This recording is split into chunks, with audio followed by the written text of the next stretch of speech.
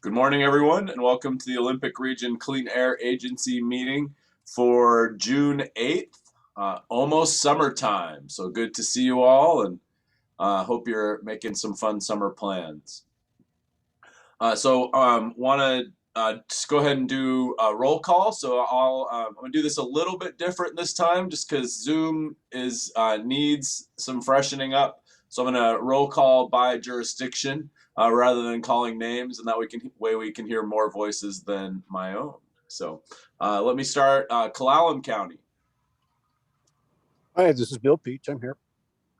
Grays Harbor County. Jill Warney. Jefferson County.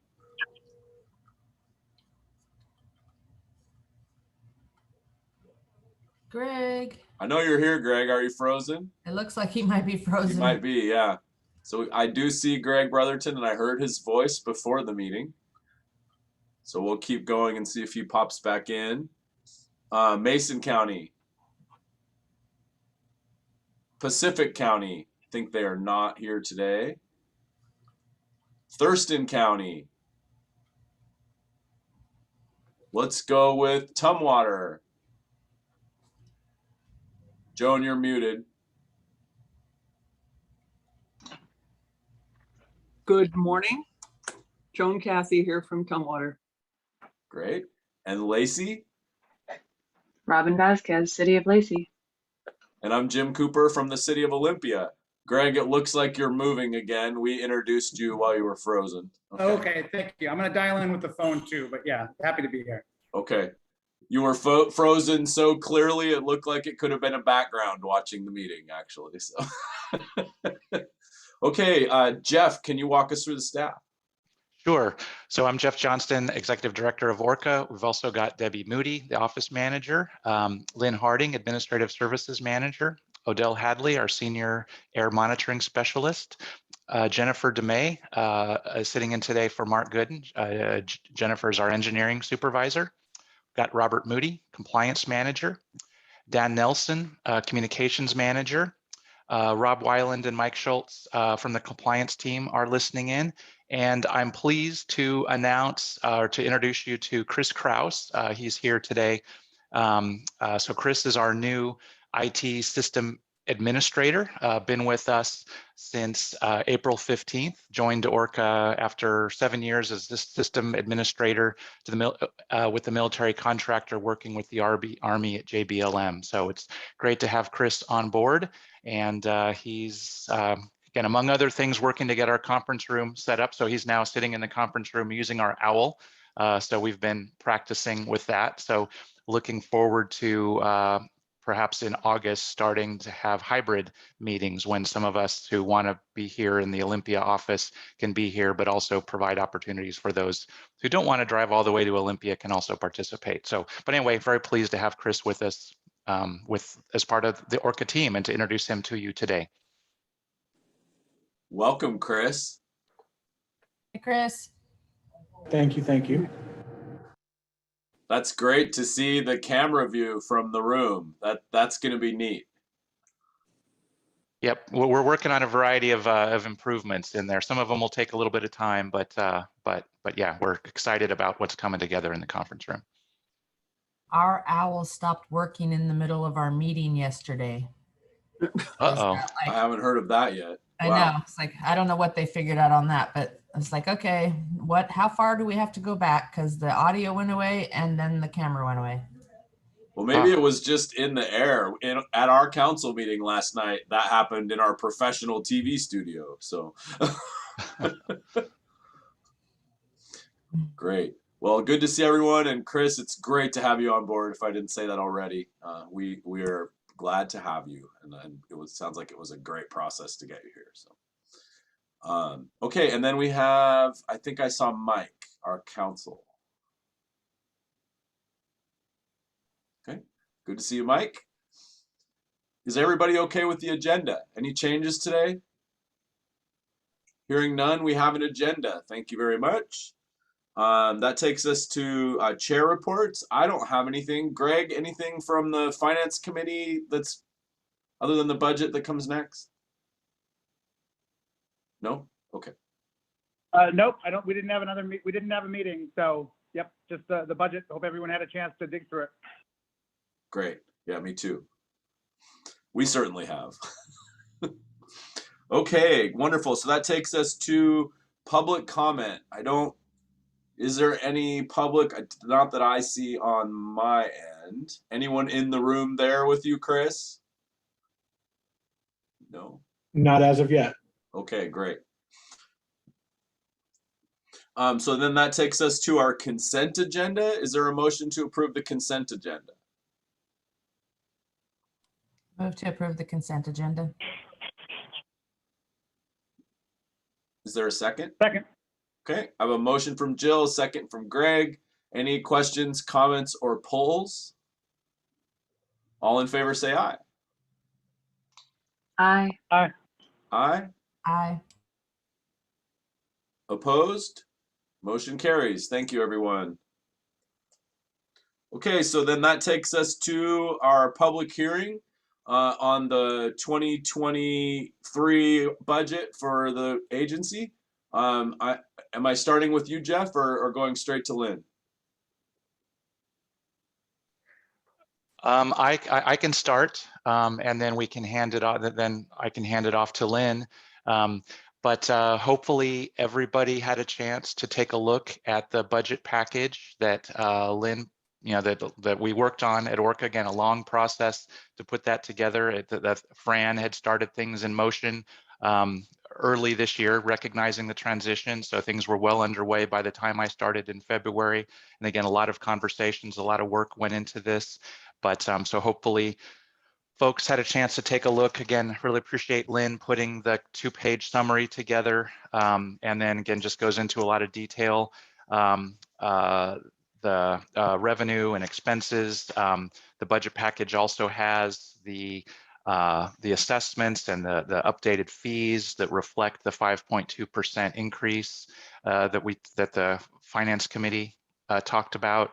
So all of it goes through all of those things. And then also we had prepared a 5-year budget forecast. So that's in there as well. Again, I think this is a really strong budget. Strong budget for the agency. It makes important investments, both in our staff and the infrastructure that we need to do our work. So I'm really pleased. And certainly Lynn and I are here and can answer any questions that folks have about it. Great. Okay. Well, we'll have Lynn walk us through it, and then we'll see if Greg has any additional comments from the Finance Committee perspective. Then we'll do the public hearing and see what we think about it. Okay, Lynn. Great. Great. Good morning, all. Nice to see you. Yes, as Jeff mentioned, we are pleased to provide this budget seeking board approval for fiscal year 2023. The 2-page summary definitely has some highlights and exciting highlights. We did experience a CPI for the year ending 7.4.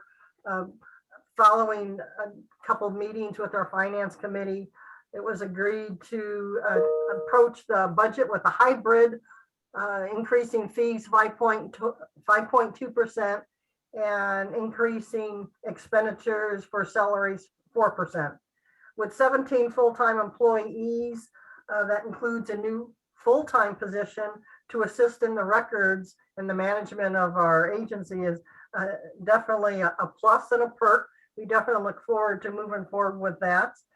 And there is a small draw on the undesignated fund balance in the budget, which is consisting of, golly, sorry, my eyes are extremely, $274,000. And the budget also includes the continuation of setting aside funds for our office building, continuing with the set aside for monitoring equipment, the database and hardware that's also necessary. As you all know, we're working with a database that has been used probably, well, at least 20 plus years and longer than that. So we're definitely, we'll be looking at a new database system and also updating our vacation and sick leave accruals. So those are the set aside funds that is included in the budget. The revenues amount to $2.8 million. In fees, we have about 11% higher revenue from fiscal year 2022. In retrospect, our grants represent about 24%. Fees represent about 62% of our revenue. Fines is 2%, and then our rents is 3%. The draw represents about 9%. The new grant that is highlighted in the budget has to do with the EPA American Rescue Plan, which includes infrastructure improvements for our Chesapeake. There's no major increases or decreases in our local grants, state grants, core, wood smoke education, wood stove, PM 2.5. Title V fees are increasing about 13% in aggregate, and that is based on the result of having to recover some budget shortfalls in our current fiscal year.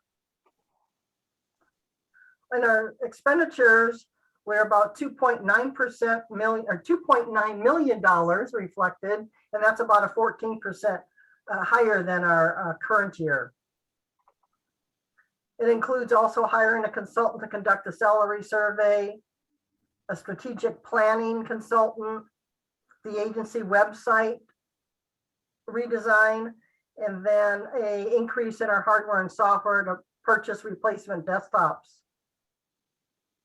We'll also be undergoing our biannual state audit by the State Auditor's Office. That's a 2-year audit that'll be conducted roughly starting in December 2022 with about $14,000 to $16,000.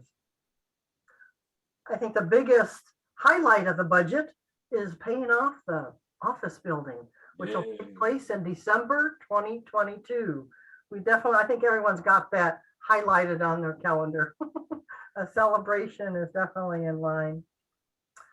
That pretty much covers the budget highlights for revenue and expenditures. The packet did include a 5-year forecast.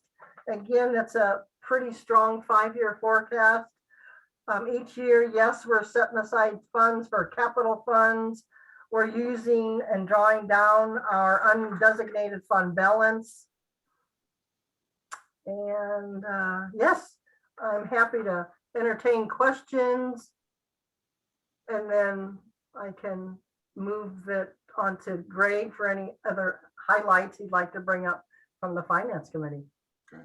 Thank you, Lynn. Questions for Lynn?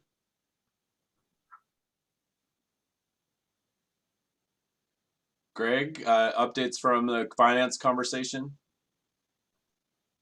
Yeah, I mean, we haven't had any more conversations since our last meeting together, but I'll just reiterate that it was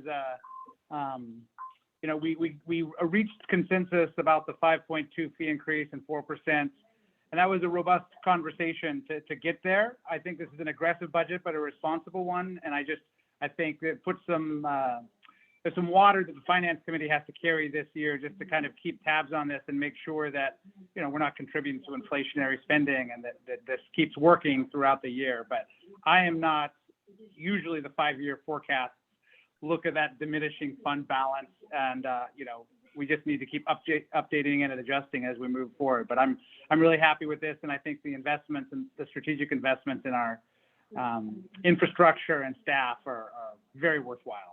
So I'm really happy with it. Great.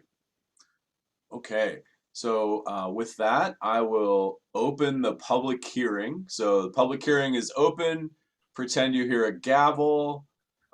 Is there any public comment on the budget? Anything we've received, Lynn or Jeff, electronically? No. Okay. Nope. Chris, any public in the room, just to double check?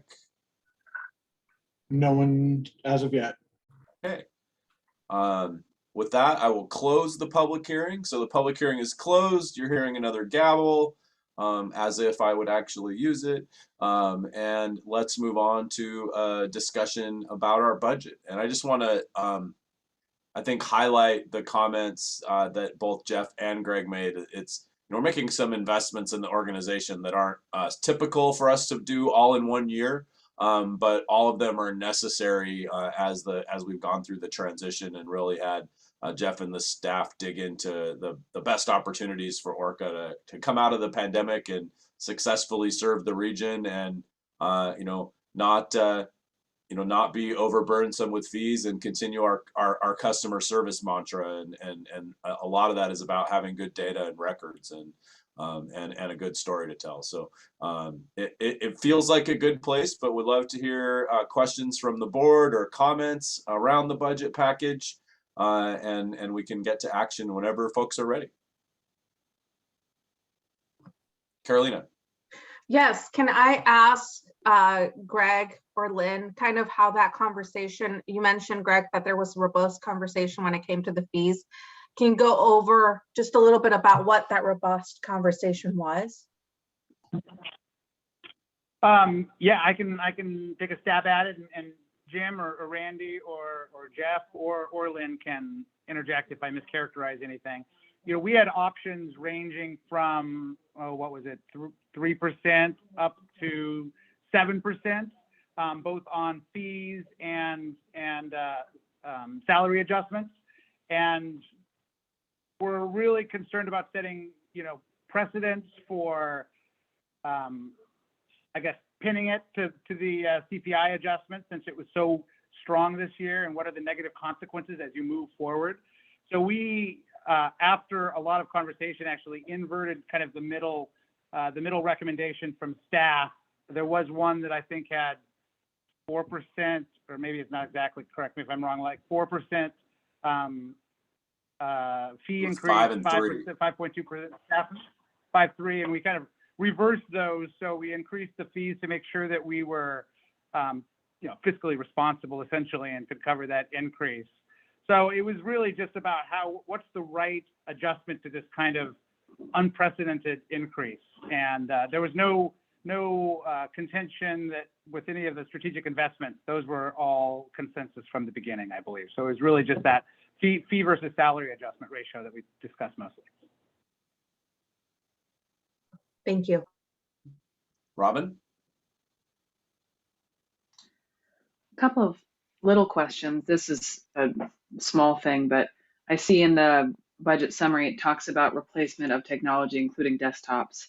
I'm assuming that means desktop computers. And I'm wondering if the plan is to shift to defaulting to purchasing laptops instead of desktops in case we need to have people work from home again. Yes, absolutely. I have said that I don't see purchasing another desktop, so it's primarily laptops. So again, there might be, yeah. So yes, I guess That's answer your great. question. We're on the same page. Yes, absolutely. Good question, Robin. We went through the pandemic with very few. So. Yeah. Yes, and I know that there have been some supply chain issues getting laptops, but I still think that's just a default to adopt. Absolutely, and I'll say we've actually ordered 3 laptops that arrived last week or the week before. Chris is working to get those set up for staff. So yes, we will be rolling out laptops for, so that's part of the investment. So I think that language was just probably holdover, standard language. That's great to see ORCAA be making investments to be more resilient. Yes. Can you tell me a little bit about the kind of recovery we have to do for the Title V program? Sure, I can say a little bit about that, and then maybe Lynn can chime in with a little bit more, and maybe Jennifer. I'm not sure how familiar you are with it as well, but basically my understanding is that in the past years, we've actually spent more money, invested more than we've brought in on Title V, and Title V is required. The state regulation regarding Title V, it's 173-401, sort of sets out how the fees work, and it actually, I think it's the federal regulation that says that it has to be completely, that the fees it has to be completely paid for through fees. And so it's a little bit different than our other fee-paying programs, a little more regulated in terms of how we use that, and it's forward-looking. So it's complicated, but through, because of, I think, the past number of years, we've actually spent a little bit more on that program than we've brought in. So we're working to catch up. And we've also got, I think, some money we're trying to build up a $10,000 kind of contingency in that fund itself so that we don't overspend it again. And again, with that, I'll hand it over to Lynn in case there's anything more that you want to say about that, Lynn. Yeah, good questions, Robin. Thanks for asking them. And just right, this Title V federal program is a program that is obviously regulated, and it's a fund balance, a program that by itself, it's a running fund balance. So at the end of each year, we are utilizing either an underspending or an overspending and applying that to the future 12 months or fiscal year workload analysis that's conducted primarily by Mark Gooden, our professional engineer. And a work analysis involves the expectation over the next 12 months, what is the workload by staff position, by estimated cost. Once you get your future fiscal year work analysis done, then you apply the current fund balance for that particular program, add that to the expenditures, and that's how we bill our major sources, 11 major sources. And Jeff indicated that actually in the past couple of years, we have overspent the revenue that's come into the office, and that's due to the workload needs of the program. I hope that helps and answers your question, Robin. Got it. It does help, but I can see it is complicated. I'm glad we're reconciling the budget in that space. Yes. Dan's sharing a link in the chat, and it's a futures market. The only other comment I had, Mr. Chair, was deferred maintenance is never cheaper, right? And so I'm really glad to see this budget make targeted investments in the organization, because we shouldn't wait on those things. We should keep ORCAA strong. So thanks to everybody who did so much work on this budget. Great, thank you, Robin. Other questions or comments?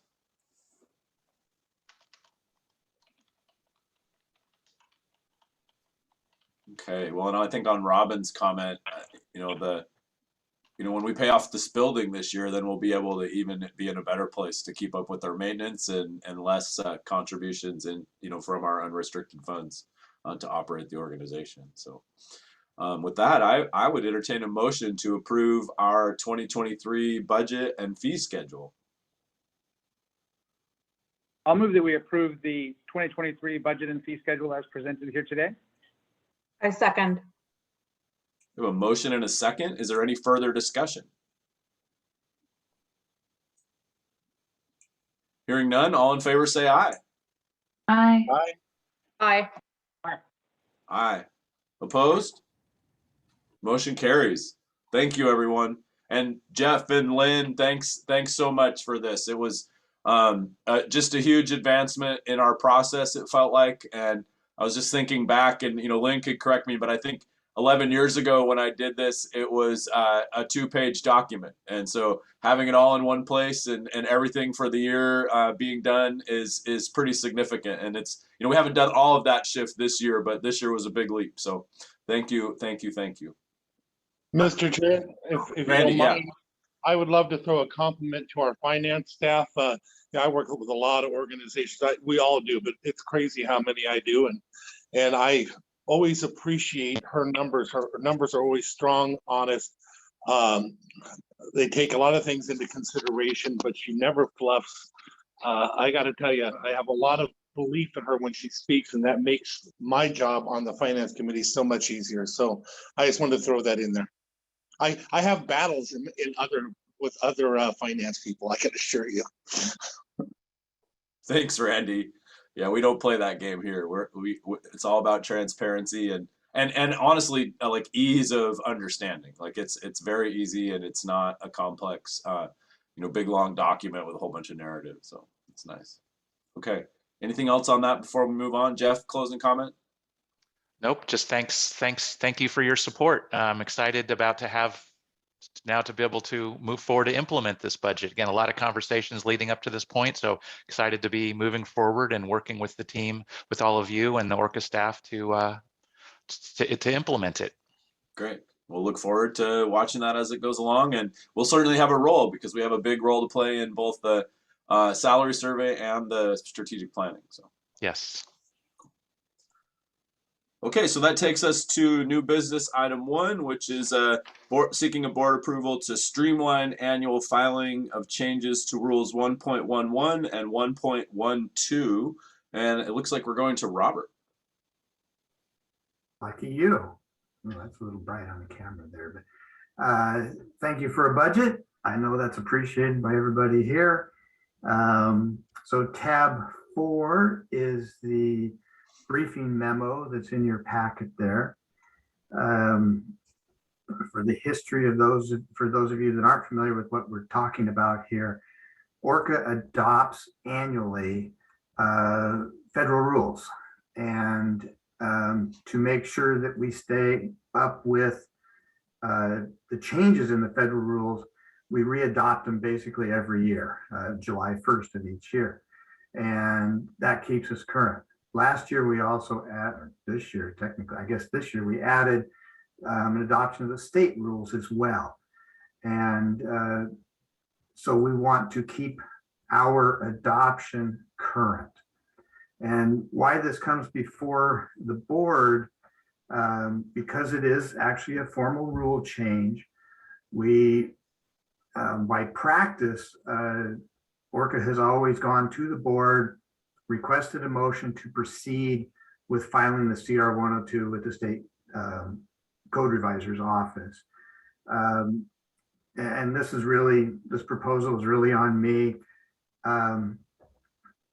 Because it's something we do annually, because we've never had any public comment since 2006, I believe.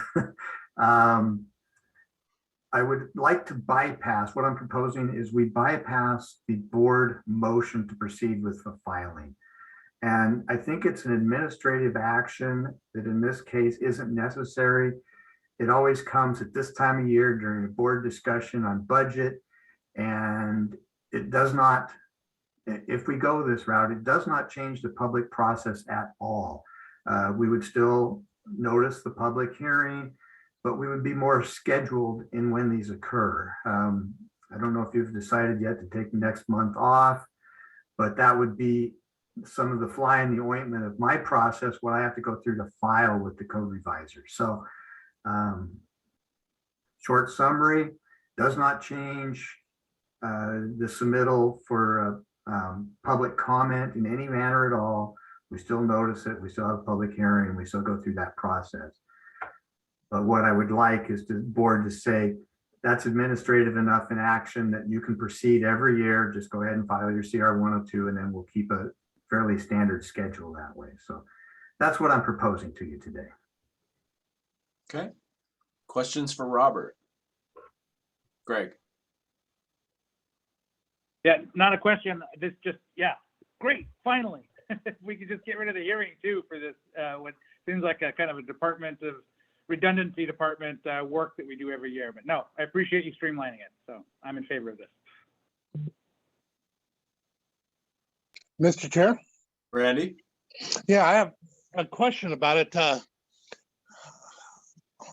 Because it always bothers me when we move things to administrative. That's not the reason this organization exists and how the process should usually be handled. We can always take more stuff off of our plates, but that's not the reason why we show up at these meetings. What I would like to say is, if this is necessary, and if you truly believe that it's necessary in order to streamline your process and to make it through because we take a month off or the like, there should still be some provision for advice and consent of the board so that it's brought back to the board and put to them what the change was and what all the verification or the signature empowered, what all it did. To do anything other than that, I think would be a huge mistake, and it would be a dereliction of our duties. Yeah, Randy, thanks thanks for hearing though, right? Yeah, thanks for saying that. Let me just clarify with Robert that the decision and what we learned from the public process still comes from the board. It's just the initiation of the process that would not come to the board. Is that correct? That is correct. So we would still have, and I think a regularly scheduled September board meeting. We would have the formal public hearing, you know, previous public notice, all the usual events that still go into that public hearing would occur, but pretty standardly this way at the September board meeting. With that clarification, I am strongly in favor.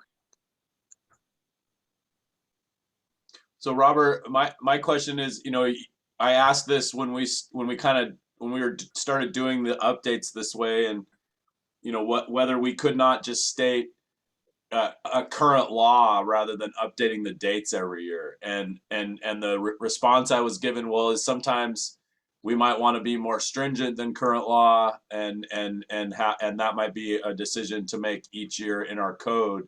And I just wondered, have you changed? I haven't seen us ever do that, and I wonder why we can't just cite current law and have it update itself automatically. I believe that's a Mr. Throgmorton question specifically, but in practice, and again, following what our sister agencies do, by adoption specifically, we have, I think there are some points in law that say that's what you want to do. And there's some rub with the otherwise. So if you want to jump in there, Mike, please do. Yeah, Mike, and just keep us safe. If we need to have a conversation in executive session, we can. Yeah, I'm happy to address that in executive session if you want. But just in brief, I agree with Robert. Okay. Cool. We're less liability doing it this way, just to simplify. Yes. Okay. Any other questions? Okay, so the motion before the board, if someone wishes to make it, is to direct staff to file the annual CR 102 in regard to the date changes for rules 1.11 and 1.12 without an annual board motion. So moved.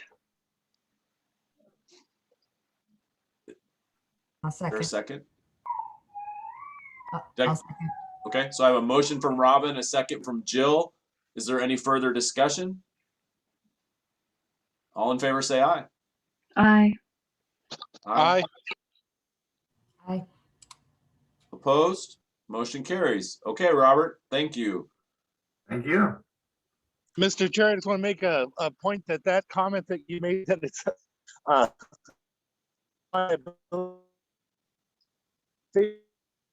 You're breaking up, Randy. Randy, you broke up, so come back around if you have a clean connection. Just interrupt.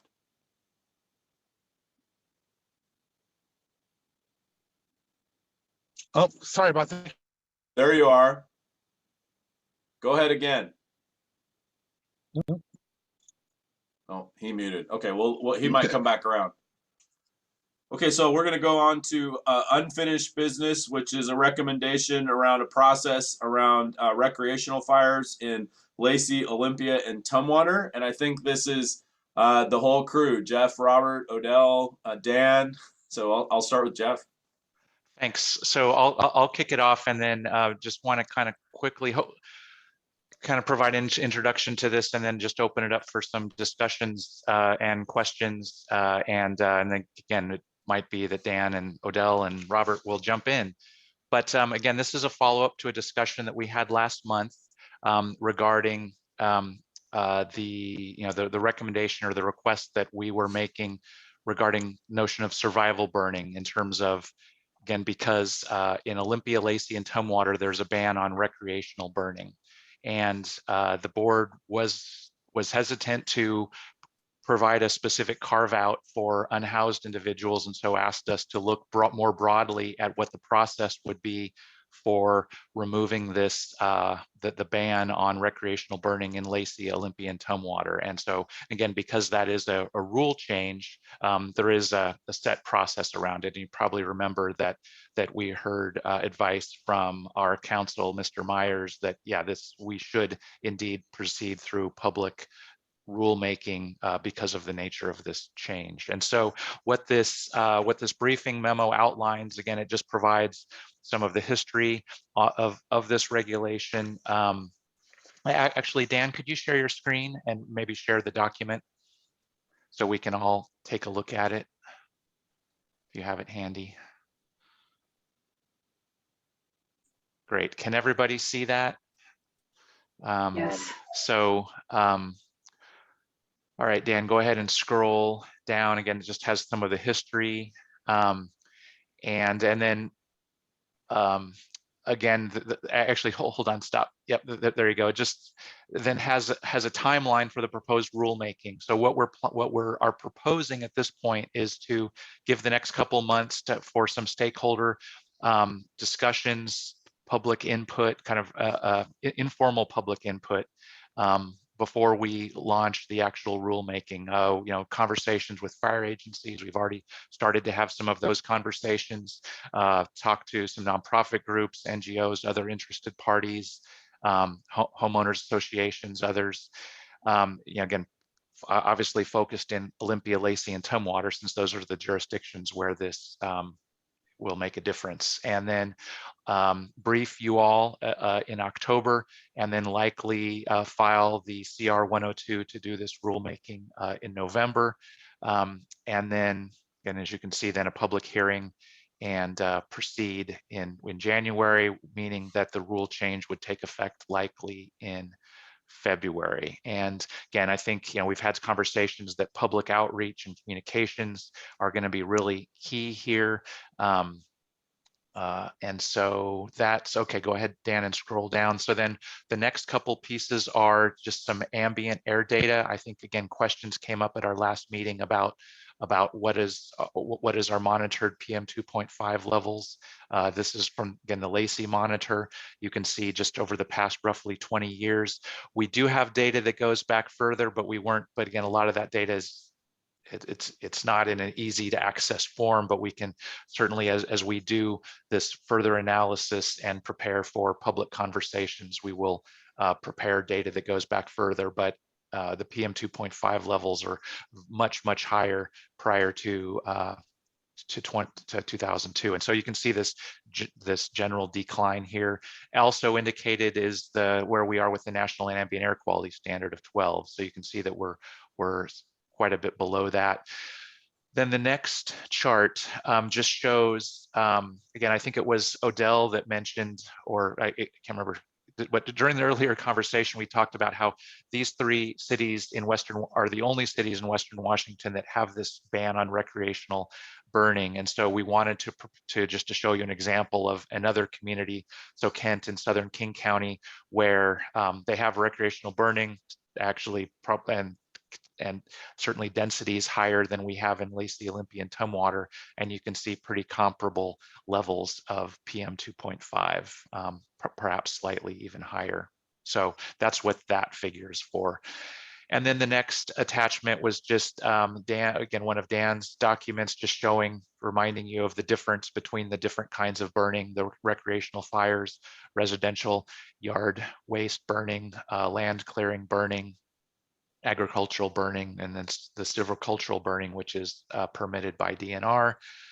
And then finally is just the actual the rule change that we're looking at here. And as you can see, it's pretty straightforward.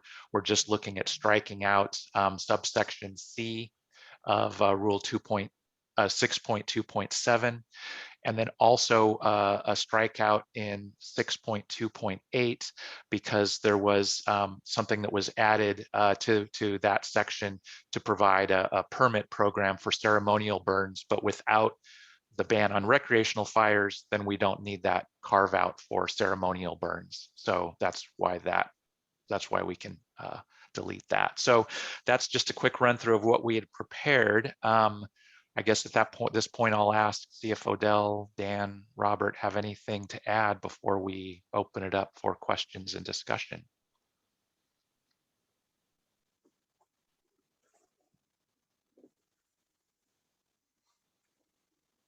Okay. You want a quick update on the history of where this came from? Sure. I think that's good for the record, Robert, if you want to talk about it since you've been around, and then we can go back and watch this and we don't remember. So in the late 80s, 1980s, last century thing, we exceeded the federal air quality standards here measured in Lacey. EPA said you're on the naughty list, and therefore we had to do some things. Department of Ecology had to do some things. How are we going to improve our air quality? And that led to a document we call a maintenance plan. And then a maintenance plan lasts for 10 years. And by the regulatory requirements, we had to do a second 10-year plan. So 20 years of maintenance plan to get to where we are now. It just ended December of 21. So it's still fairly fresh here. And this rule was input or included into that maintenance plan in 2010 as another possible way to control it. And I think Mr. Nelson's language of it has served its purpose, it's time to revoke it, is probably the best way to describe the action here. So it has served its purpose and we are no longer in need of it, is really the baseline for all of this.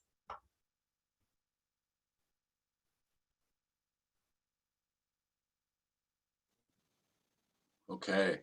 Any other staff reports before I go to Lacey, Olympia, and Tumwater, and then the rest of the board? Okay. Robin and Joan, do you want to kind of give your take? And I know we've all had a chance to talk a little more with our staff, but does this make sense to you, or anything you'd like to say up front? Joan, do you want to go or shall I? Go ahead, Okay. Robin. So I had a chance to talk a little bit with my council and with my city manager, and then I also talked with Chief Brooks from Lacey Fire District 3. And I think the consensus, if I had to sum it up, would be that neither the fire chief nor the city manager was excited about the prospect of undoing years of work to educate folks that recreational fires are not allowed in our city limits in Lacey.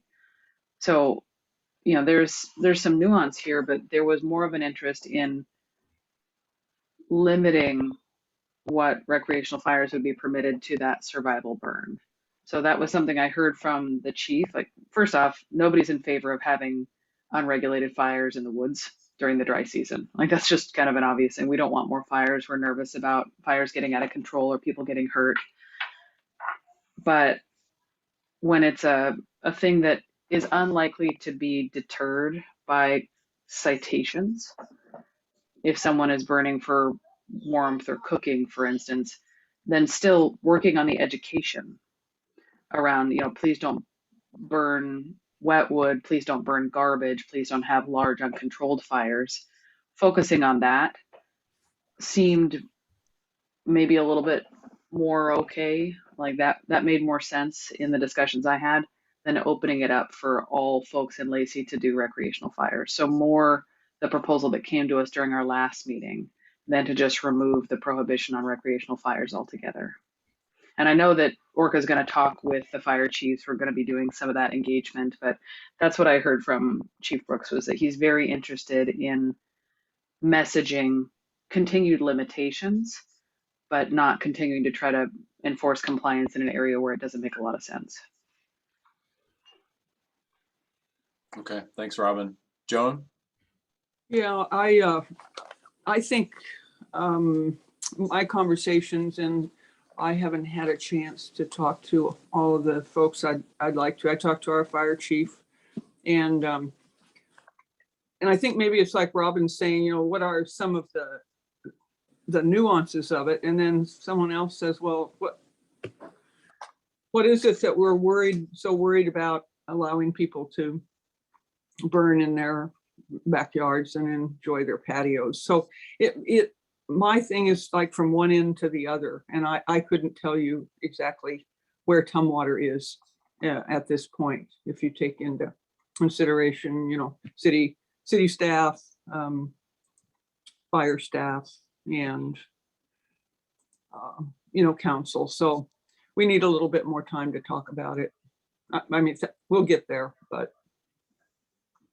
Thank you. Yeah, and I would say I can't speak for Olympia either. It's a pretty complex conversation, and I like the rollout of kind of having that public dialogue and finding the right spot.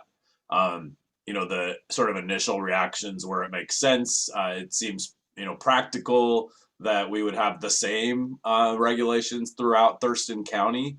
Though I have to say in my mind, I grew up with this thing, in Snohomish County, that we were only allowed to do it for cooking and for warmth.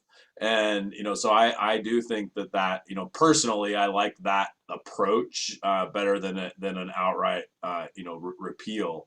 And then just to add, it's 100% opposite of where I'd like to see ORCAA going with outdoor burning, regionally. So, I've been advocating personally for, us to move towards, better permitting, fees for burning, and because of particularly in Thurston County, because of the asthma rates, a complete, removal of outdoor burning. And so it's a tough spot, but it does feel prudent given the situation we're in that we at least would go through this process and consider the public feedback and the staff thinking after we have some public process. And so I would not really support a request to take action to repeal, but a request to take action to consider a change to the policy. That's kind of where I am, is a little bit more open than what's proposed right now, so that we don't have it predetermined what's going to be there.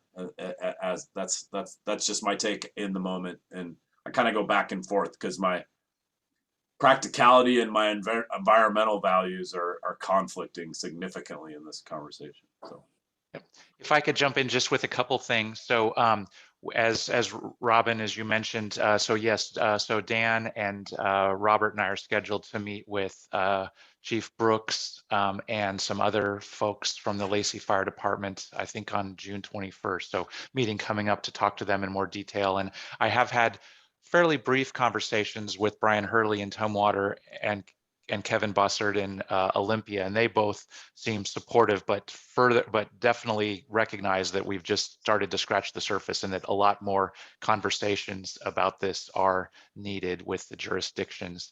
And let me just say that one of the reasons, I understand your point, Jim, about, well, you're kind of torn because is this taking us in the opposite direction? But part of it is also in terms of where do we want to place our resources and how are we, and because of course ORCAA is a very small team, we've got a very large area, and so that's been kind of my thinking all along is and clarifying our messaging around it. And so this, I think, effort that's really the main benefit I see is allowing us to focus our resources and also having a cleaner messaging within our jurisdictions. But again, I'm certainly I am fully supportive of being less directive than the briefing memo says, and saying, hey, no, look, we're not directing you to proceed with rulemaking. We're asking you to start a process of investigating it.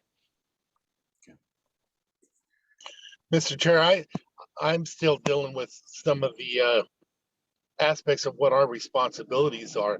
Local jurisdictions have the right to do what they're going to do, and they also need to enforce those regulations when they make the changes, just like we do here in Mason County.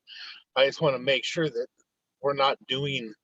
we should not be doing patchwork for every different jurisdiction, city, county. We have our own jobs to do, and we need to focus on those. And I'm wondering if we're crossing over, or if we already had crossed over and we're just trying to fix something to make it uniform across for everybody. Yeah, I think we're actually preempted from regulating air quality at the local level, Randy. So it's always been an ORCAA responsibility. Yes, but we're for it to be our responsibility, but we want them to direct what it is to be. with the city councils and stuff like that. That means it is their responsibility and they need to come up with their own type of regulations. Asking us to enforce everything separate is not exactly the best way to do government business, as I'm sure you know. Okay. So I have Robin and then Dan. I appreciate Randy's comment. That was one of the things I asked about, frankly, is the city of Lacey or Lacey Fire District 3, do we have any interest or do we have the capability of enforcing a prohibition on recreational fires? And the answer from both parties was probably not. And Chief Brooks certainly felt that investing in education around the reasons why we might have restrictions on when and where you can burn was a much better path to devote ORCAA's resources to than continuing to try to cite folks that, again, might not be deterred by a prohibition. And if you look at our budget, right, 2% of ORCAA's budget is from fees, and I'm guessing most of that 2% is not from individual people getting cited for having a backyard hot dog fire. It's probably larger fees. So it just doesn't seem like the best investment. I think education is a better way to go, but I look forward to the rulemaking process. Dan.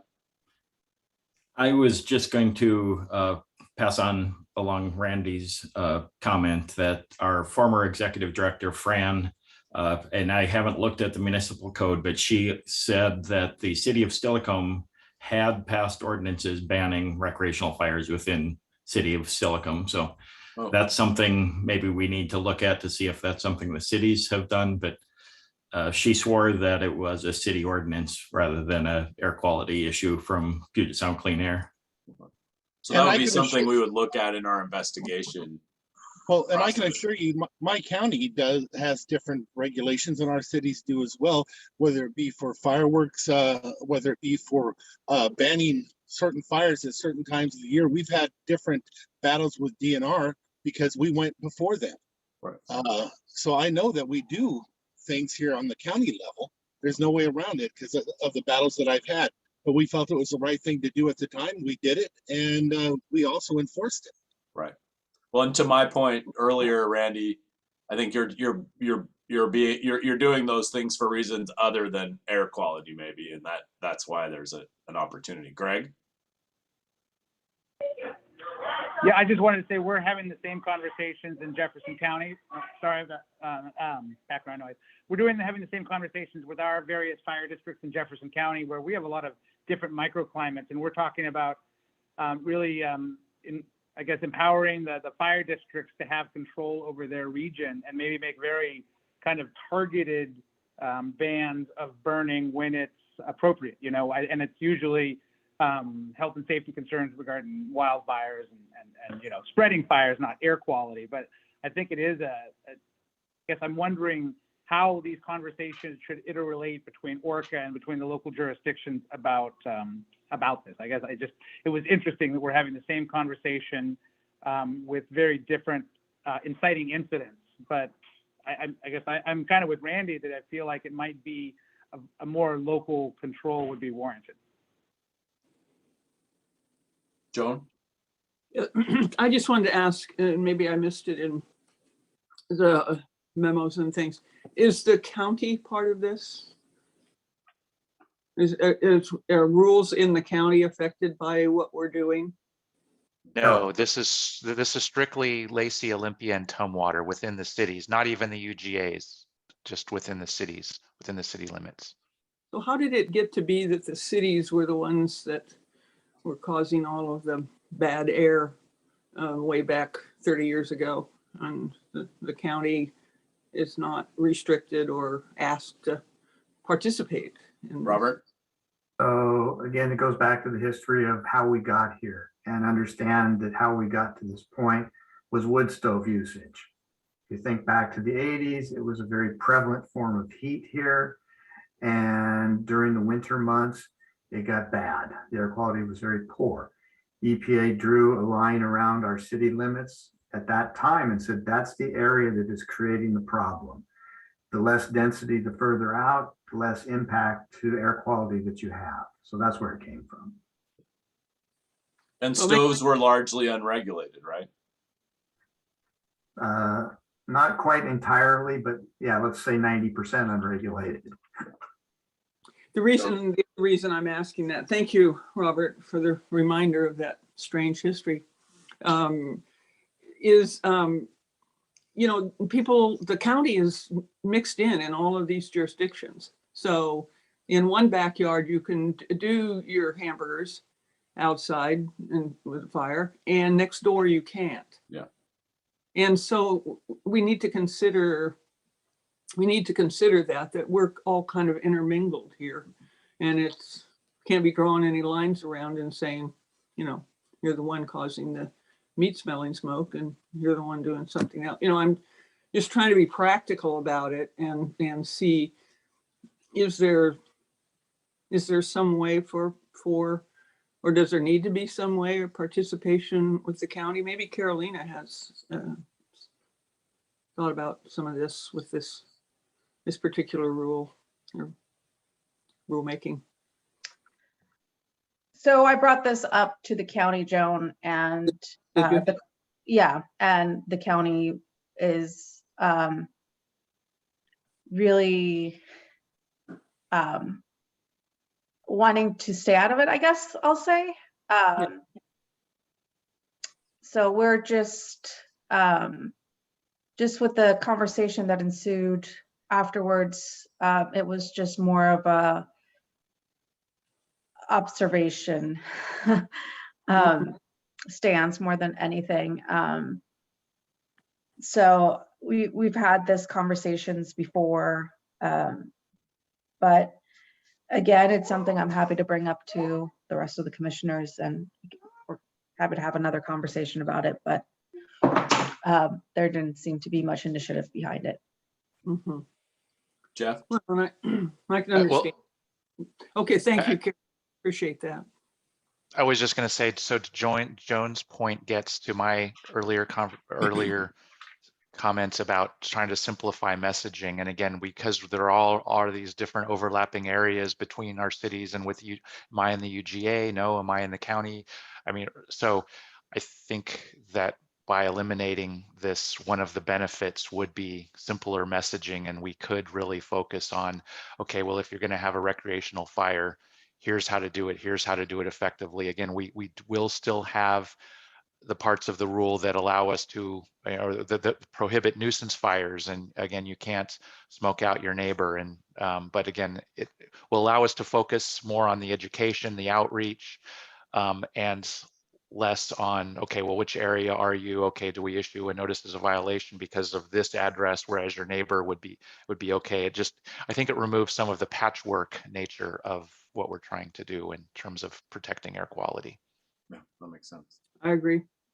Well, I think I just add too that, you know, the county consideration, you know, the Board of Commissioners, maybe not, but the Board of Health, I would see at least having a briefing in this conversation, so that it's, you know, in public. And, you know, the Board of Health membership is changing, and there will be local government and other professionals at the table, and maybe that is a conversation, and at some point that the Board of Health would take up locally, either as part of this process or afterwards, because I think even if we went a local route, we would want to either have model ordinance that we all looked at, or have the county, you know, work with the county to do an overlay that's uniform, because to Joan's point, we all have the same market, and it's really hard to understand even the differences between Aberdeen and Olympia sometimes, but definitely when you're right on top of each other in the same county. So Jill?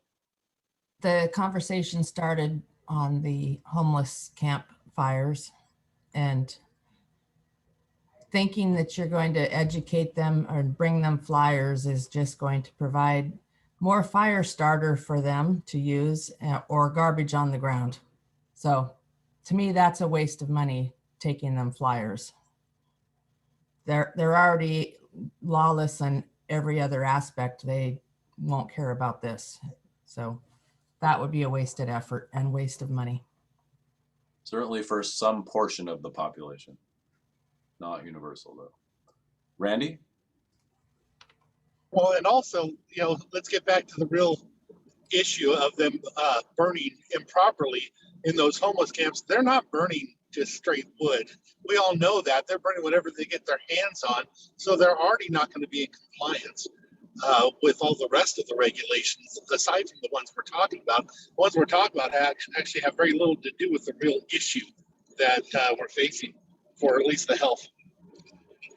Okay. Any other questions or comments, Greg? Yeah, I don't know. I don't want to get into, I guess, questions about how to help the homeless or how to manage them. But if unsafe fuels is a problem and we want safer fires, I mean, we could address this problem at the point of the problem, but getting them safer fuels might be an option at these camps, along with education. And I think, as Jim says, even if you can't educate everyone to their own health and safety, I think it is still a worthwhile endeavor. I've been asking for that for 10.5 years, Greg. Jeff? So Greg, actually, that's a good point. And I mean, because burning at all in Lacey, Olympia, and Tumwater is prohibited, we haven't been able to. So anybody providing clean firewood to these encampments would be encouraging them to violate ORCAA regulation. And so where we really want to focus is on education about don't burn garbage, don't burn prohibited items, don't burn things that are going to create toxic smoke. But if you're going to burn for survival purposes, then and so, the conversations I've had with some of the folks that are providing services to these camps are saying, look, if we can provide clean firewood, then again, this regulation change would again just make it cleaner and a clearer path to being able to provide additional services. And again, focusing on the message: don't burn garbage, don't burn prohibited items. Okay. Go ahead, John. Could I just ask, did this conversation get started because of the homeless and not necessarily the looking at the regulations for fires in people's backyards, correct? Yes. Correct. I don't know, I don't know where it is, but it seems like somewhere along the way we're tangled up in something here that we're not sure what to do. But would we possibly be talking about this if, let's say, we weren't talking about the homeless? Would we be talking about this? I believe that we would. I mean, again, I think that this is something that because of how events unfolded, this is kind of how we've gotten into this conversation. But I would say, we might not be having it yet, but again, as Dan and as Robert have talked about, and as mentioned in the briefing memo, again, we no longer need this particular part of the ORCAA rule. There was historical reasons why it was put in place, but we no longer need it. And again, I believe that it complicates ORCAA's message. And so, and again, in trying to focus and prioritize our resources, when we would have gotten around to it, I'm not sure, but I think we would have gotten around to it.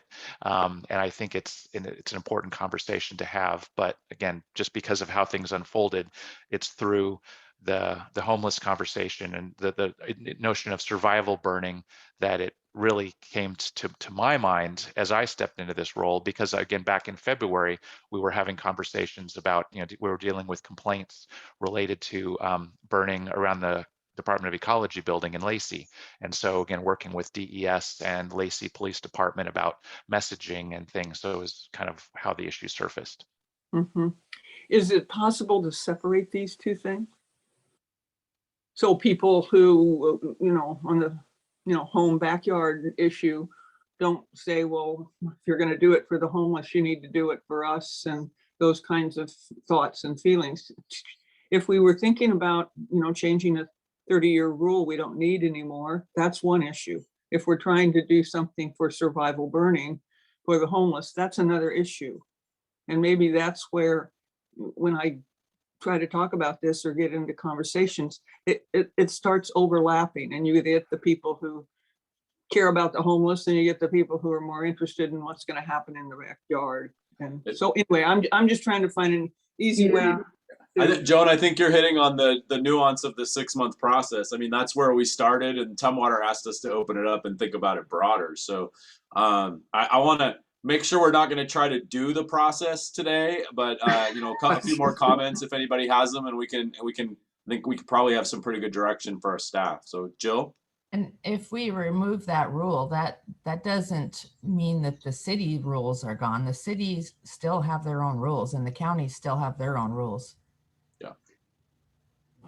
Yeah, and we still wouldn't allow burn piles or, you know, the larger thing. It's a recreational, non-garbage, small. You know, Dan starts swapping out cinder block stoves with solo stoves or whatever. I don't know, in the future. Robin? Just a quick procedural question, maybe for Jeff. Even though Joan articulated it well, that these are two different policy decisions before us, do both of them require rulemaking? Or is there a path where the board gives direction to the staff of ORCAA to just cease exercising their compliance obligation in a certain space?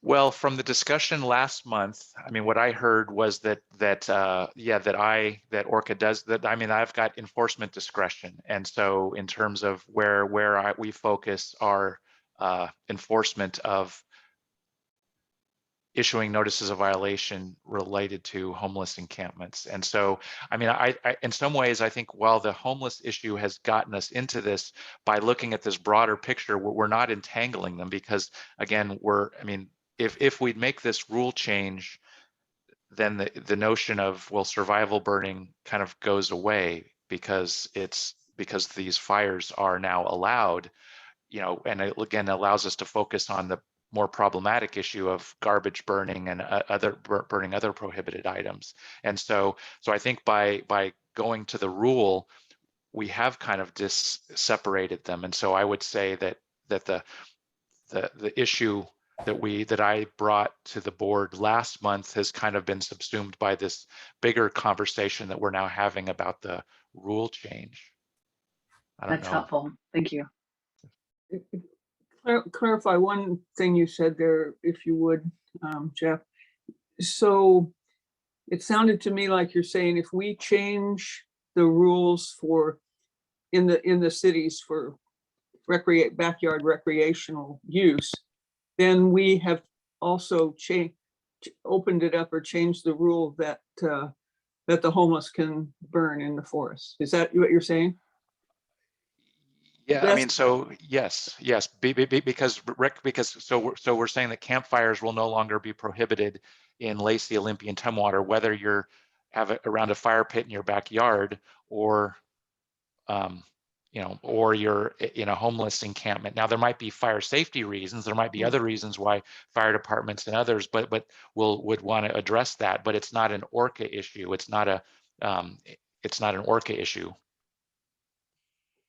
I guess I'm confused about why opening it up for me to do something in my backyard makes it okay to have fires in the woods, open fires in the woods. I'm having a hard time making, as you can tell, you know, that connection, that stretch, that it just seems like two separate issues to me. If we want to. There's currently no ORCAA prohibition against having, well, I mean, the only reason there's a prohibition against having a recreational fire in the woods is because there's a recreational fire for prohibition against all recreational fires. So we're removing that. Now, if local jurisdictions, if Tumwater wanted to put something in place that say, no, you can't, you just wanted to have something more strict, then you could certainly do that. But what we're talking about is removing this blanket prohibition on recreational fires within the city limits. Okay. But again, then if Lacey, I mean, if Tumwater Fire District Fire Department wanted to have something for fire safety reasons, again, during the summertime, there are prohibitions on fires for fire safety reasons. And so this doesn't have anything to do with that. Any other anyone else want to jump in with some clarification there? Thank you. Randy has his hand up next.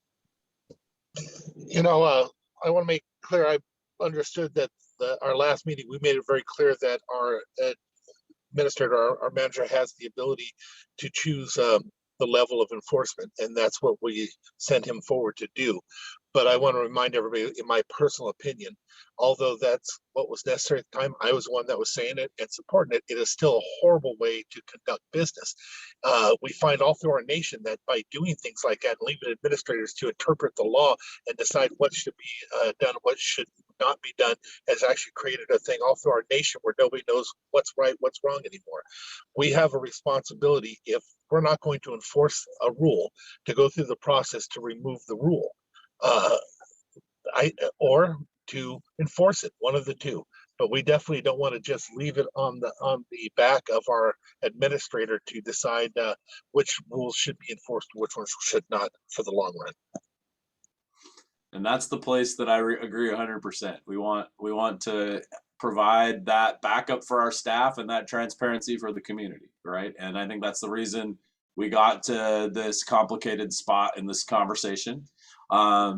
And so what I would like to suggest is that we have general consensus that we want to have a conversation about the possibility of amending these policies, and that we'd like the staff to go out and undertake that. And then if and when they and I would say the four Thurston County representatives agree that we have something to bring back to the board, then that should happen. Does that seem like the right path to everyone? I Yes. thought that was the path we were already on. So yeah, no, I think that's what we got as a timeline. And the only thing I'm doing is softening the direction to repeal the language, because we want to make sure we do it right and we hear from the right constituencies, because it's going to be different, as we've clearly demonstrated. Does anybody disagree with that path forward? I just want to add that we want to make sure that all the jurisdictions know they still have their own authorities to make whatever changes they want. And because of our Board of Health, I'm on the Board of Health and have been for all these years also, we do have the ability to make changes because we think something should be done for health reasons. Then it goes to the commission and then we pass it there. Right. But let the jurisdictions know they're still capable of enforcing their own things and putting forward their own rules. I don't want to confuse them by saying that they can't, because I don't think that's accurate. Well, and I think, Randy, one of the things that could come out of this is what other examples there are in other communities around this type of regulation. And so I think the main thing that I want to just clarify that I think I added in my recommendation to move forward is that, before we come back to the board with a rulemaking proposal, that the staff will bring the results of the process to the 4 members from Thurston County, so we can really have a discussion together about it. That would be like a subcommittee. It's not a quorum of the board, and then bring back something that we hopefully all agree on to the ORCAA board. So Jeff, does that proposal work for you? Yes. Okay. Anybody have any difference of opinion, or do we have a resolution to move forward? I don't think we need a motion at the moment. I think we have consensus. So speak out if you disagree. Okay, Jeff, Robert, Dan, feel good? Yep. So I'll look to reaching out to 4 of you from Thurston County here in the coming weeks, and just make sure that we have that we're talking to the right people, and that we're supporting you in the conversations that you're having, and that so that we can keep these conversations going over the next few months, so that again we can figure out where we need to be going on this. Cool. Yeah, and I think the other thing too, if you haven't started, is thinking through sort of the unintended communications consequences if this takes a life of its own and starts hitting media and some of that kind of stuff. It's complex enough that we need to be ready. So, and it may fly under the radar and it may not. Like I think that's a real statement. Forgot about the media. Thank you for reminding us on that part. This is Olympia, Randy. So no, but that's a good point. I mean, I can see some folks being very happy with this and others being very unhappy, and what you guys are doing what. So no, yeah, so I've talked to Dan about having a communications plan, and so we'll, because again, I think the biggest lift on this is going to be communications. I mean, obviously the rulemaking is very straightforward. It's communicating, and it's having the conversations that we need to have with stakeholders, community, jurisdictions, others. So, Jill, I see you unmuted. Yeah, I'm just concerned about, because we're regional, why do we have rules that only apply to certain areas? And we don't want the city rules to apply to our whole region. So it seems like it needs to be completely separate anyway. Yeah, I think that's the reason that you boiled down why we gotta do this. Okay. Cool. Okay, I think we have a path forward. Thanks everyone. That was a good conversation. I always appreciate those with this board. So, Jeff, anything else you need on that? nope. Just that, again, thanks for a good discussion. Okay, well, let's move to our director's reports, and we're going to go to Robert. Well, thanks for that discussion. That was good. Gives us some more ideas of what we need to do. So it's appreciated. The last month's compliance information you'll find in tab number 6 in your records there. As you browse through the records, I want to tell you a very short and somewhat sad story, at least from my perspective. So at the May board meeting, I mentioned that one of our inspectors submitted her resignation. So we very promptly got on it and got out a job announcement to collect some applicants. And well, in June, another inspector submitted his resignation. So just to explain that in common terms, so in 2 months, I have now lost literally 50% of my staff. And that was 10 years of experience that walked out the door. So the better news, timing was good. So while we were collecting them for the first resignation, we also had other applications coming in. This candidate pool was probably the best I've seen in years. Very impressed. A lot of variety, but some really good candidates. So we actually did interviews Monday and yesterday, and we'll begin checking references probably about 12:30 today. So hopefully we can introduce 2 new inspectors to you at the August board meeting.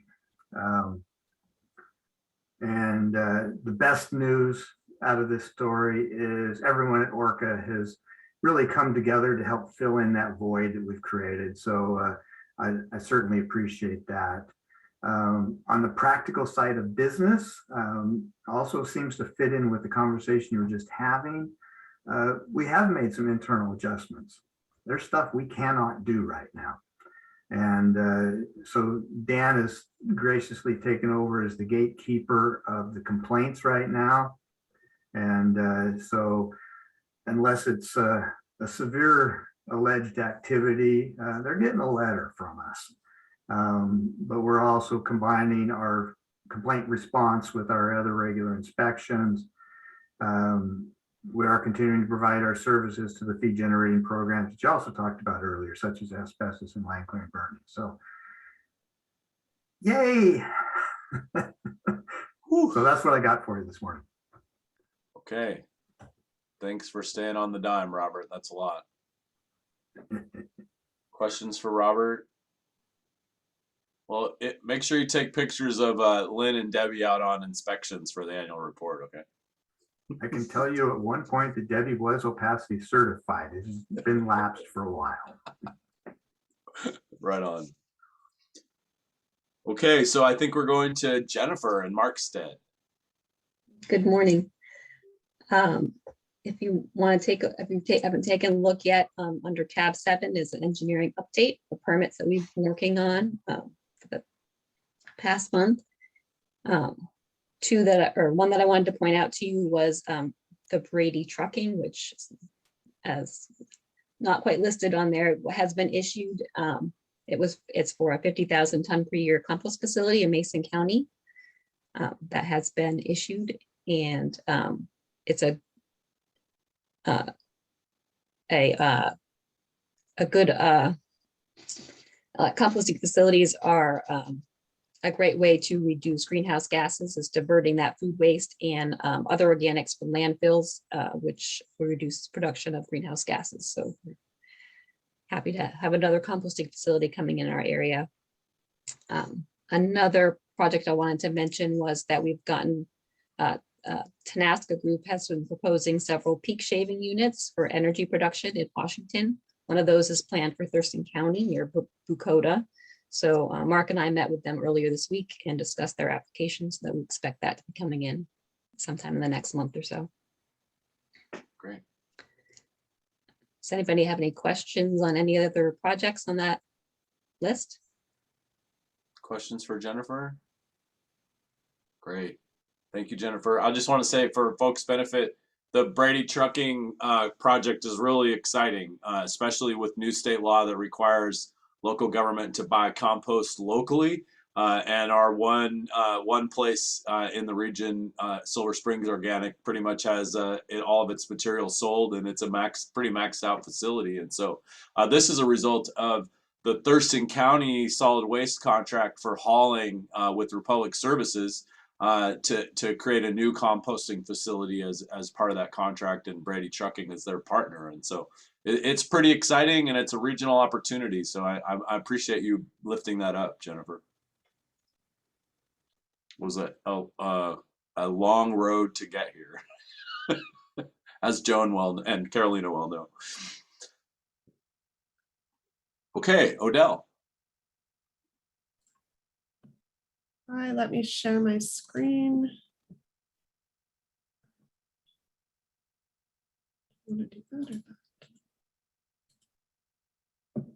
Can you guys see the Yes. monitor? Okay.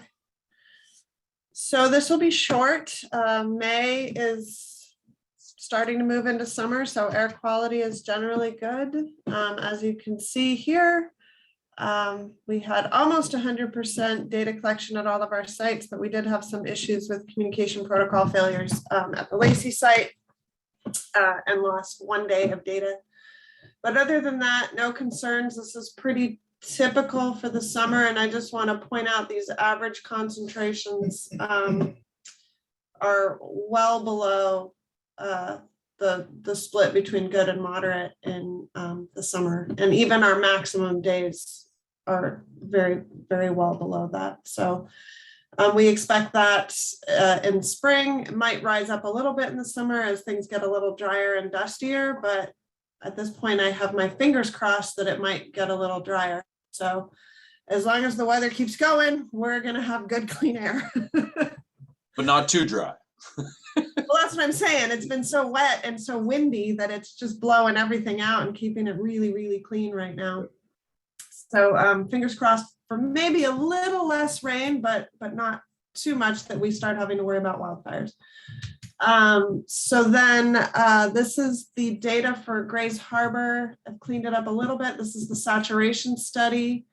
ORCAA did install the additional purple air center at Central Park Elementary. That's there. That was at the request of some people concerned about not picking up emissions from the Cosmopolis mills. So we still have one more that we're planning to install in Cosmopolis, but I need to get some more parts for that. The other exciting part about the Central Park sensor is that it's solar powered, and it has continued to operate all month without any issues. So that is really heartening for me, because that increases my flexibility with installing these, is where to install them if I don't have to hard power it into the system. So the black bold line here is our Aberdeen monitor, and then you can kind of see how the other sensors in the region agree or don't agree with it. And then this green line down here is out at Seabrook, which is right on the coast just north of there, and that's what we would expect. This is sort of that background, very clean coastal air. McCleary looks like they might have had some burning up in that region at the end of the month. I'm not sure. I was not able to confirm anything with DNR, but even at these levels, it's considerably higher than the other sites, but we're only looking at 7 to 8 micrograms per meter cubed, which is still considered good. So even at that level, it's not much. So we're in good shape out there at Grace Harbor. Ozone season, just wanted to show this is the hourly ozone for 2 analyzers that we have out at Lacey. The ozone 2B is our smaller ozone sensor that's not a federal reference method that we keep out there year round. The blue line is the federal reference method that is that we have on loan from Ecology and is the official data. And so I just wanted to show that our little 2B monitor is actually doing a really good job and is a really reliable little ozone monitor. So we like it. Also, no issues at this point. Again, with all the rain and the clouds, not going to see a lot of ozone. Other monitoring news. Couple visits up to one visit up to Chesapeake to do some maintenance stuff. I already mentioned we installed the purple air sensor at Central Park. I know it's a couple years late, but I am still working on the Mason County saturation study report. So I think I showed you the results of that study, but I just want to get that report done and on our website here at some point. I'm usually pretty delayed on those. They kind of sit at the bottom of my priorities list. We had an ecology ozone audit at Mountain View Elementary, so Department of Ecology came, and I've started participating in EPA's Region 10 monitoring group conference calls, and those occur monthly and have been really valuable. So if you do not have any other questions, that's all I got. Questions for Odell? Odell, can you remind us when we are installing the new facilities at Chesapeake? Sure. So we just, we filed our grants last month in May. I guess I should have said that too. And that money should be available July 1st. I will start finding contractors this fall and doing the work that we can do without getting the new trailer, but we'll have to put out a request for proposals for the new trailer and wait to see who bids on that, or bids. We'll need to put out a bid. So I'm not expecting to put the new trailer and the new tower up until next summer, but this winter we'll probably get the road graded and remove some of the old derelict structures and get it prepped and ready for the new trailer going up. There's a couple other structures we can't get rid of until we put the new trailer in. So it's kind of like the dominoes have to fall in the right order. So yeah, the big push is not going to happen until next summer. This summer we are working with UW on the Ascent project. They're going to be installing 4 additional analyzers up at Chesapeake. So I'll be working with Joel Thornton at UW to get that done this summer. The caveat to that is last time I was up there just last week for an audit, and they're logging that road for the first time that I have ever seen. So now we've got logging trucks on the road, which is a safety hazard. They will be logging through August, I think is what they've said. So I've got the contact of someone that I can did I just stop sharing? Did someone else? Oh, I've got the contact so that we can coordinate that, the trips up there and reduce the number of trips up there. So yeah, cool. There's a few other unexpected things, but we'll start probably in the fall. We'll start doing work and I'll keep you guys appraised of how that goes. Cool. It's a great storytelling option. So take pictures when you go up there and we can tell the story of how it changes. Yeah, we found a way to do it without using a helicopter, so they won't be so exciting. But right on. You'll get some good pictures. Cool. Okay, thank you, Odell. Dan. So just a couple of quick things. Thank you for passing the budget. Big part of my program will be in that, and that's the website redesign. So we did issue a request for proposals about a month ago in advance of anticipating the budget passing. So we have 5 responses. We have 5 good proposals in hand. We're going to start evaluating those and scoring them so that hopefully by the time the newly approved fiscal year 2023 budget kicks off on July 1, we'll be in a position to sign a contract shortly after that. So we can actually have the website redesign work start immediately this summer and have it hopefully launched by early next spring. So that's the plan.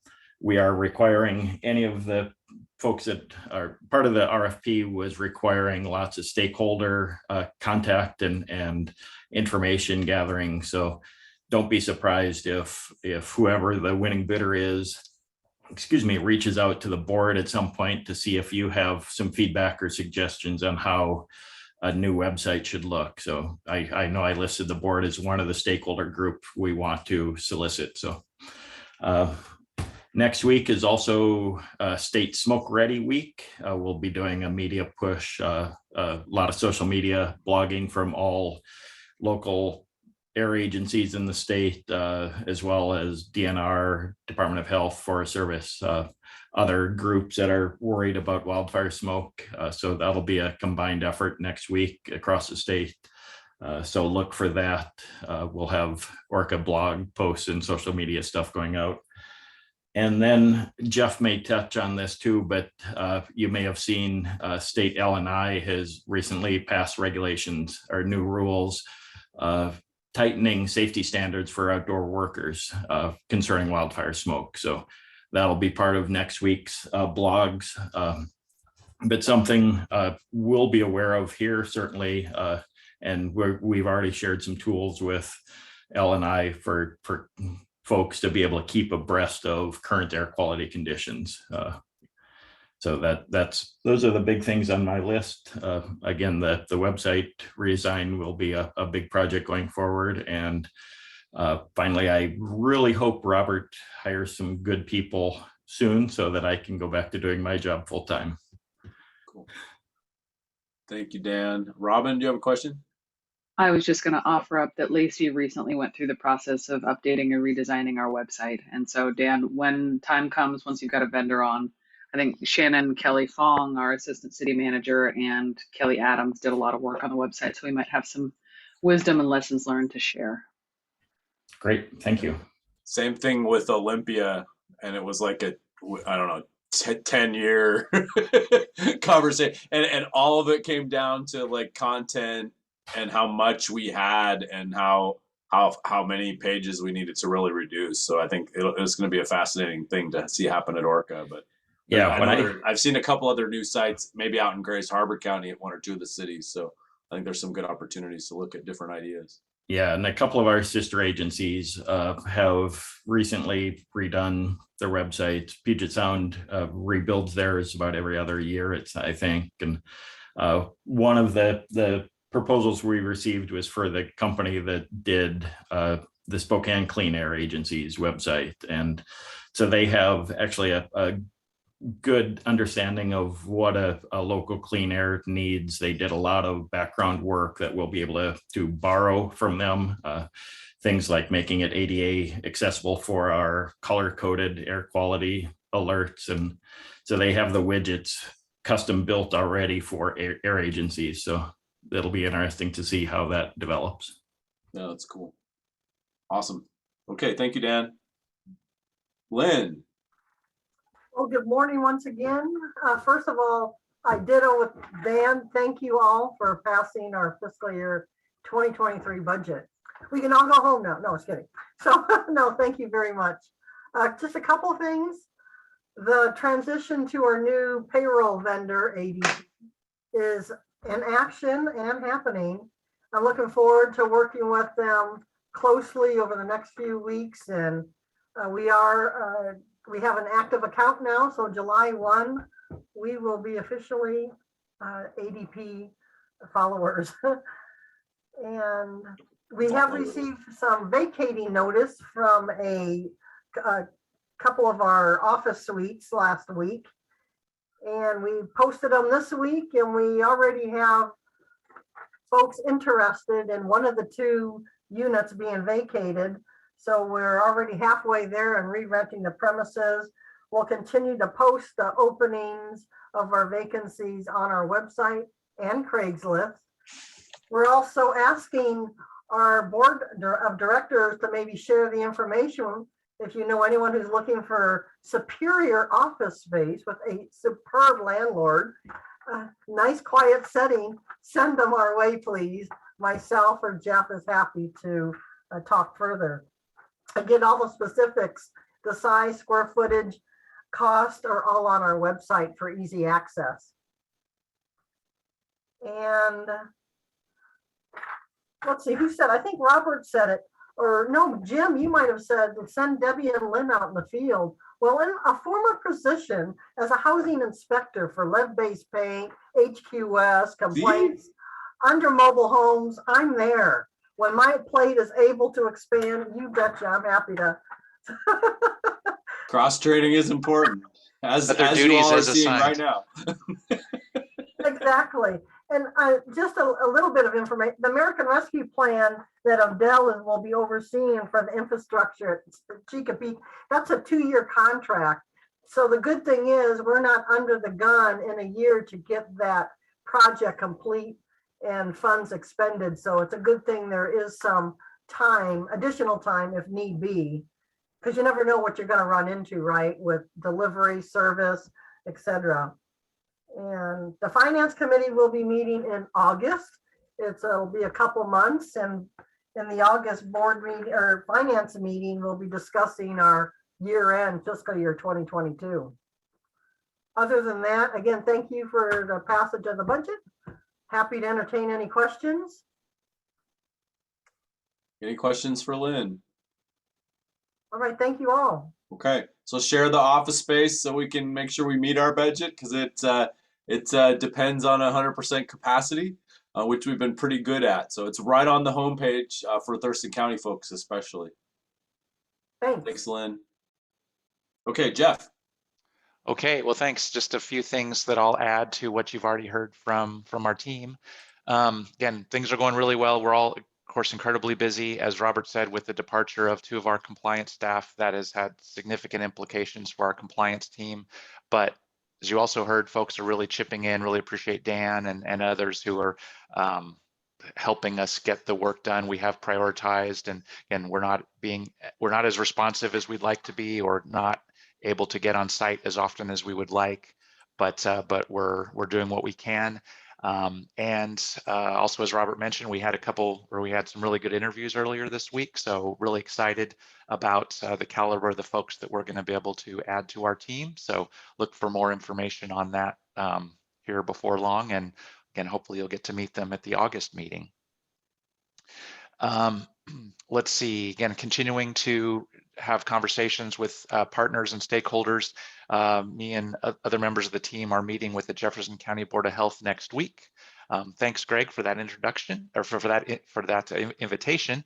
Again, just a reminder to others that if there's groups, entities, stakeholders, partners that ORCAA should be meeting with, please be in touch. Let me know who we should be talking to. I know Carolina had to leave, but again, I'm certainly interested in getting in front of the Thurston County Board of Health here soon, and for the larger board, since they're, I guess, just in July, be creating a larger board. So let's see, we talked a little bit earlier about the homeless issue. So I am continuing to have conversations with some of those stakeholders, particularly the folks that do outreach in those communities.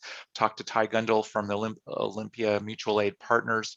Also, she introduced me to the Greater Regional Outreach Workers League. Been good conversations. And again, the goal here is to, by working with organizations that are already working with these individuals, to get messaging out about, and to focus on no garbage burning, again, cleaner messaging with these folks. And also, when we do get complaints, which we do get outdoor burning complaints, rather than ORCAA try to go in and issue a notice of violation or something where we know that that's going to have limited impact. So how do we, again, through these partnerships, working with them to get the word out and to be, again, if we find out we've got complaints from the jungle in Olympia, okay, well, Ty, here, you need to be working with the folks. And so anyway, hoping that we can kind of, the way I think of it is extend our network so that we can work more closely with these partners. But one of the things that I've heard from them is, the importance of alternatives to burning. And so Ty said that there's some question about whether or not there's going to be ongoing garbage service or providing dumpsters for some of these encampments. And so anything that you city council members and other folks can do to keep funding for garbage service so that there is alternatives to burning would be most appreciated. So Dan mentioned coordinating in terms of with L&I's new wildfire smoke regulation. So just kind of diving into that, but I know will be a conversation at the next Washington Air Directors meeting in a couple weeks. So we are closely following that. Another thing that Dan has recently put on the website is EPA has, through the bipartisan infrastructure law of 2021, EPA has a significant amount of money, actually $5 billion over the next 5 years to fund clean school buses. And so there'll be $5 million each fiscal year for clean school buses and an additional $500 million for zero emission buses. And so this is a lot of money. They've got some districts are high priority that they're prioritizing, include rural districts. There are a variety of different ways they're looking at need. So Dan, again, put some information on the website. He's putting some information in the chat here.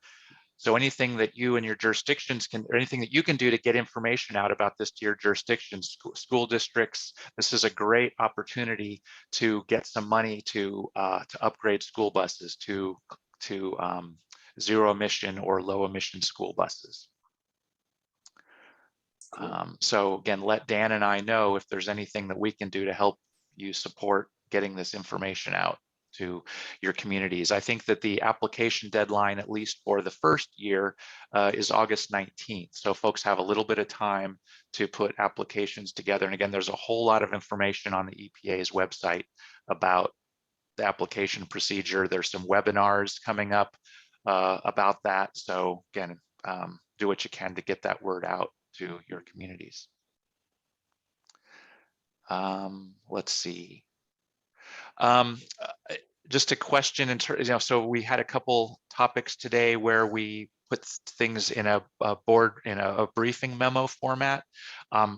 Always interested in feedback. Does that briefing memo format work? Is that providing the kind of information that you need to make decisions? And so, again, interested in feedback on that as you have it. And just looking at my notes here. Yeah, I guess I'll stop there. Okay, great. Any questions for Jeff? Feedback is appreciated, so make sure you let him know if you have any. I certainly appreciate having a staff report. That's another big modernization we've made in the last few years. Actually having agenda items that have meat to them and that we can prepare for. So thanks to everyone for that extra lift, because I know it takes time to get ready for us. So. Okay, anything else for Jeff? Okay, thank you, sir. Take us to good of the order.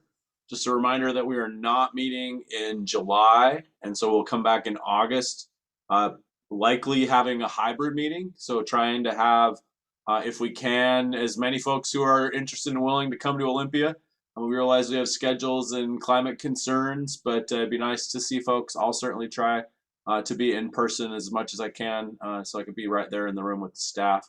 I did want to ask Jeff or Chris, do we still have devices that are supported for us with the packet if we come into the room, or do we need to bring our own? The laptops are still around and would be able to be loaded with the packets. Okay, cool. I just thought I'd ask that because I was guessing they hadn't been turned on in 2 years. So, and then just to reinforce it from the chat, there is no meeting in July. So we have that, and we'll be back with hybrid in August. I'm sorry if I said the wrong months. And we'll look forward to any direction from the team about how we might engage in that meeting. Okay. Anything Sorry else? for my confusion. Thank you. No worries. I might have said it wrong. I just think about vacation when I talk about July and August. So, any other items for good of the order? Okay. We have no executive session. Jill, did you have something? Okay, cool. All right, then we're adjourned. Thanks, everyone. We'll see you in 2 months. Thank you. Thanks, everybody. Good to see everyone. And Have a I'll good stay around summer. See you with in Jeff, August. for a minute.